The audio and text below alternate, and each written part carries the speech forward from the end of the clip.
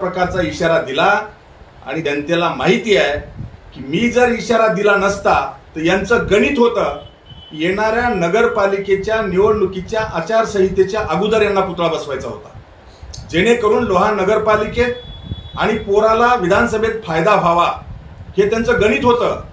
आणि ते गणित मनोहर धोंडेमुळे बिघडलं. पुतळा 17 फेब्रुवारीलाच बसवावा लागला नाविलाजाने आणि म्हणून त्यांचा तोल सुटलेला होता. तोल सुटलेल्या 9वी पास खासदारांनी MSc MAd MPhil असलेल्या गोल्ड मेडलिस्ट असलेल्या मनोहर धोंडेची अवकात काढण्याची आवश्यकता नाही. मतावरून तुम्ही अवकात ठरवत असाल तर नक्की बाबा आदमच्या काळातले 2009चे मत सोडा, मैदानात या उद्या 2024ला तुम्हाला तुमची अवकात नक्की दाखवून देऊ. आणि म्हणून मला सर्व लोहा कंधारच्या जनतेला विनंती करायची आहे की अशा प्रकारचं गलिच्छ राजकारण, गचाळ राजकारण, खालच्या पातळीचं राजकारण, ज्याला मराठा समाज सुद्धा त्यांचे कार्यकर्ते सुद्धा दिसत नाहीत, शरद पवार त्यांचा कार्यकर्ता आहे तेही दिसत नाही, तुम्ही शिवप्रेमी होणार लाठीचार्ज करायला लावता तुमच्या स्वार्थासाठी, ही अत्यंत लाजिरवाणी बाब आहे.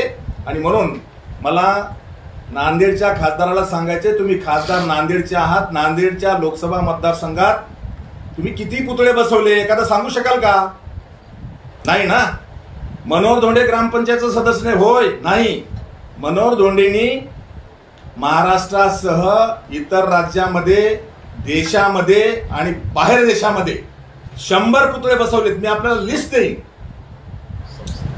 भारताच्या संसद भवनात महात्मा बसवेश्वरांचा पुतळा, लंडनच्या पार्लमेंटच्या समोर बसवलेला पुतळा आणि महाराष्ट्रातल्या वेगवेगळ्या ठिकाणी 100 पुतळे मनोहर धोंडेंनी बसवलेत. तुम्ही एकही पुतळा बसवू शकले नाहीत. समाजाचं नाव घेऊन तुम्ही हिनवलं ना, तर तुम्ही तुमच्या समाजासाठी काय दिवे लावले ते सांगा. मतं मागताना तुम्हाला मराठा समाज दिसतो, मतं मागताना तुम्हाला छत्रपती आणि तुमचे नातेगोते दिसतात, आणि मतदान संपल्याच्या नंतर तुम्ही तुमच्या समाजासाठी काय केलं? जेव्हा मराठा समाजाचा आरक्षणाचा लढा चालू होता त्यावेळेस तुम्ही काय दिवे लावले? तुम्ही जर तुमच्या खासदारकीचा, आमदारकीचा राजीनामा दिला असता तर मी तुम्हाला समजू शकलो असतो. परंतु तुम्ही खुर्चीला चिटकून बसून लोक बिघडवण्याचं काम करता. तुमचं कुटुंब फक्त वाचवायचं, म्हणजे जे पेरलं ते उगवणार आहे. जे खड्डे तुम्ही दुसऱ्यासाठी करतात ते एक दिवस नक्की तुमच्या घरात खड्डा पडलेला असेल, हा माझा दावा आहे.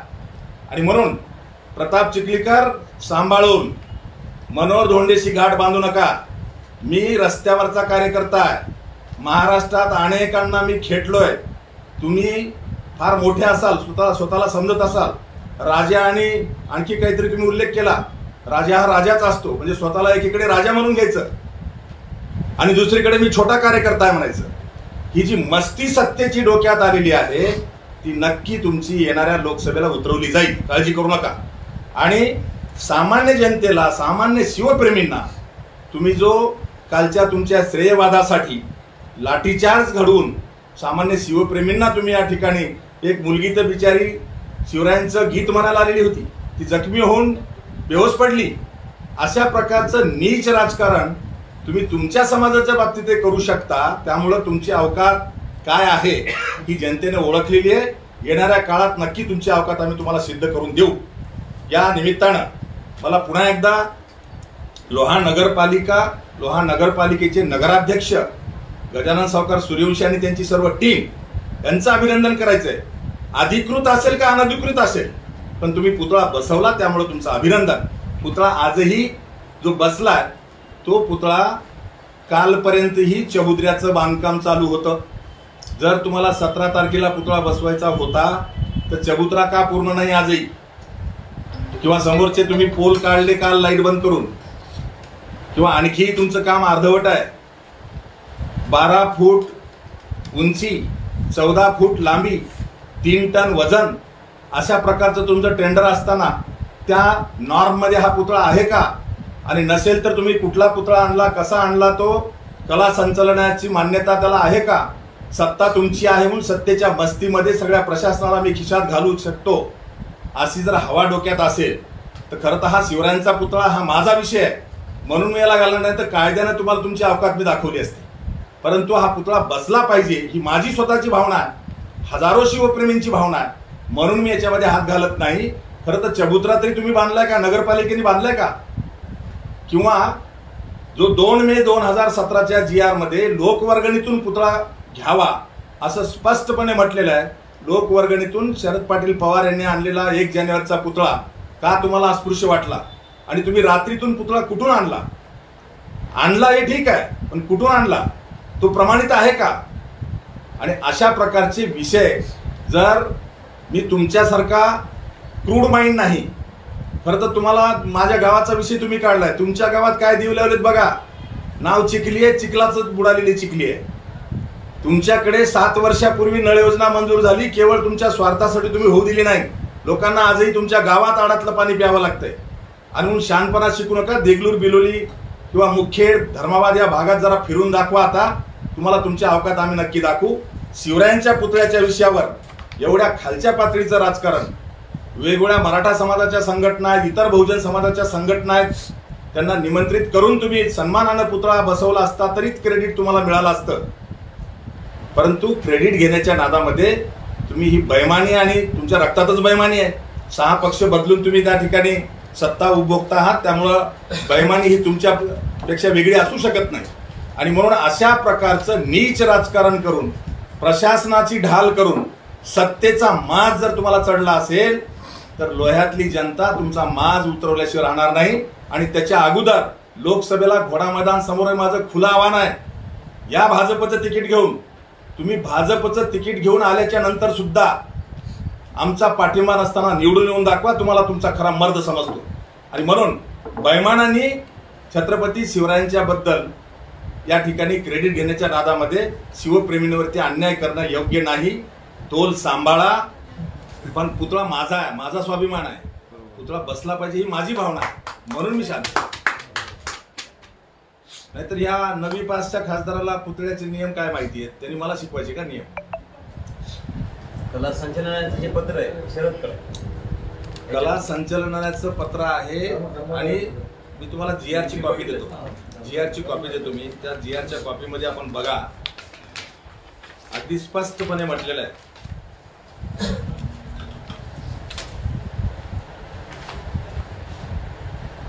GR च्या कॉपीमध्ये आहे, राष्ट्रपुरुष थोर व्यक्ती यांचे पुतळे उभारावायचे झाल्यास ते स्थानिक लोकांच्या पुढाकारातून लोकवर्गणीतून उभारली जावीत असे अपेक्षित आहे.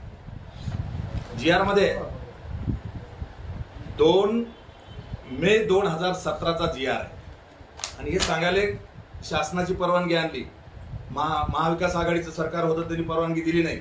आमचं सरकार आल्यावर परवानगी दिली. अरे मूर्खा, GR मध्ये जिल्हाधिकाऱ्याची समिती आहे. पुतळा बसवायला परवानगी देण्याचे जे अधिकार आहेत ते जिल्हाधिकाऱ्याची समिती आहे, आणि जिल्हा पातळीवरच अधिकार आहेत सगळे. कशाला शासनाकडे जावं लागते? किती तुम्ही लोहा कंदारच्या जनतेला मूर्ख बनवणार? काल जी मिरवणूक होती त्या मिरवणुकीमध्ये लाठीचार्ज झाला असणार शिवप्रेमीवर. तुमचं मत काय, लाठीचार्ज करायला लावला का? नाही, माझं मत तर प्रत्येक गोष्ट ही प्रताप चिखलीकरनी करायला लावली. 1 जानेवारीला जसा प्रशासनाला पुढं करून आचारसंहितेचा कारण सांगून पुतळा थांबवला, तसंच काल तुम्ही व्हिडिओचे क्लिप्स बघा. प्रताप चिखलीकरला पोलिसांनी पुढं काढून दिले आणि नंतर लाठीचार्ज सुरू केला. त्यामुळं इतकं दूधखोळं कोणीही नाही. जे विरोधक लोक आहेत त्यांच्यावर, आणि सामान्य शिवप्रेमी जे अगदी आनंदाने उत्साहाने लोक आलेले होते, त्यांच्या उत्साहावर विरजण घालण्यासाठी तुम्ही तुमच्या श्रेयासाठी तुमची टिमकी वाजवून घेण्यासाठी शिवप्रेमींना लाठ्या काट्या खायला लावता आणि सत्तेचा माज दाखवता. हे अत्यंत दुर्दैवी आहे. त्याचा मी निषेध केलेला आहे.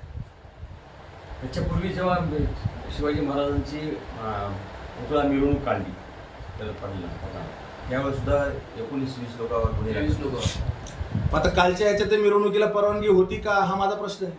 आणि नसेल तर किती गुन्हेगारांवर गुन्हे दाखल केलेत? प्रशासन हे जर कोणाच्या दावणीचे बैल होणार असेल तर लोकशाही जिवंत ठेवण्यासाठी माझ्यासारखा चळवळीतला कार्यकर्ता कधी मागे राहणार नाही. तुमच्या वतीने पोलीस अधीक्षकांना याचा म्हणजे खुलासा मागणार? अगदी माझं निवेदनच जाणार उद्या.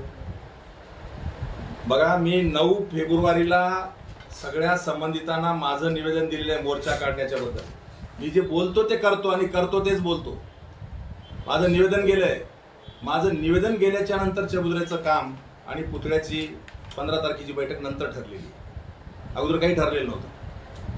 त्यांना वाटलं मी फक्त भाषणातच बोलतो, पण जेव्हा निवेदन माझं गेलं त्याच्यानंतर त्यांचं काम सुरू झालं आणि 14 तारखेला चबुतऱ्याचं काम जे अर्धवट होतं त्याचं बांधकाम सुरू झालं. 14 तारखेला, 14 फेब्रुवारी, 15 फेब्रुवारीला नगरपालिकेची बैठक आहे आणि 17 फेब्रुवारीला पुतळा येतोय. आणि हे शहाणा दीड शहाणा खासदार म्हणतोय की ह्या लोकांना 17 तारखेला पुतळा आमचा येणार आहे समजलं म्हणून इशारा दिला.